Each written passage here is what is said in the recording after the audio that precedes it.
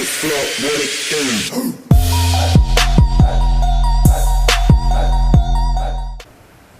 Good morning, my fellow YouTubers. It is another beautiful day here in Orlando, and as you can see, woke up at 194.0, which is only a 0.2 pound loss, but I am not worried about that at all. I normally weigh myself every morning just to average out my weight loss, and I was consistently around the 192s all week. So just because I weighed in at 194 this morning, I don't believe that it shows the progress I made this week. So I'm not upset at all about it, and actually I'm ready to take this to the next level. I have 3 weeks left, so I'm ready to push myself and really time to lean out and get more shredded. So that's my goal. And I also had a request to do a detailed video about all my workouts and explain each and every exercise that I do. This morning I did a push workout, which was chest, shoulders, and triceps.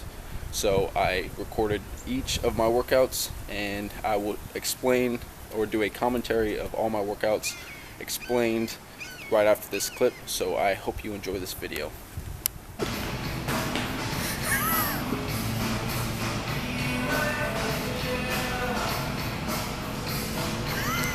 What's going on, guys? Justin Haight with Justin Haight Fitness, bringing you a commentary on my push workout this morning.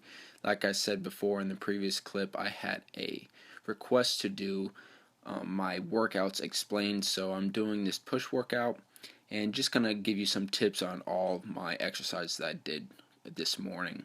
So I started off with shoulder press. I normally do chest first, but I wanted to start off with shoulders because I normally neglect them and hit chest first. So start off with shoulders and did a regular shoulder press. And what you really want to focus on, and the main thing with shoulder press, is keeping your elbows tucked. It will eliminate all sorts of shoulder pain. So that's really the main focus with shoulder press. And also this next exercise, which is incline dumbbell press. And for my incline press, I actually only move the bench up 1 notch. What this does, or what I found it to do, is focus more on the upper chest instead of my front delt. And instead of boosting the bench up at a 45-degree angle, which most people do, or even higher than that, you get more of a contraction in your upper chest by keeping the bench lower, but it still targets upper chest instead of your medial chest. And you also want to make sure to tuck your elbows in on these two. I need to do a better job, like I'm watching in this scene here. I should tuck my elbows in even more than what I'm doing, and make sure I'm feeling a contraction only in my chest and not in my front delts, even though it's bound to happen to get a contraction in your front delt. But so just make sure you keep your elbows tucked on these. For the next exercise, we moved on to lateral raises, side lateral raises. Today was a heavier day for us, so a heavier push day. So we focused on reps between 6 and 8, even up to 10 reps. I think we did 10 reps with lateral raises. But your elbows are the most important factor in lateral raises. Your elbows control the contraction. So the higher your elbows go, the more contraction you'll get in your medial delts. So you don't want to worry about bringing the weight up with your hand, but instead pushing the weight out as far as you can and bringing your elbows high. And by doing this, you'll feel a great contraction in your medial delts. After side lateral raises, we moved on to the incline hammer press, and this is another great machine for your upper chest. And once again, you want to focus on keeping your elbows tucked. I cannot stress that enough. With any pressing movements, you have to make sure to keep your elbows tucked so that you're not putting added stress on your shoulders. And honestly, guys, most people will end up with shoulder problems because they don't keep their elbows tucked.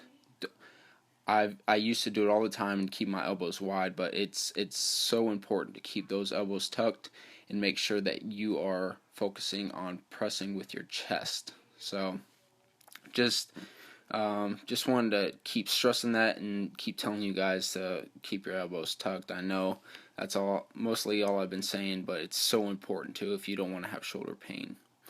After incline hammer press, we moved on to some rear delt flies, and normally people would do this with their pull exercises. However, since I'm doing shoulders, I wanted to add this into my push workout.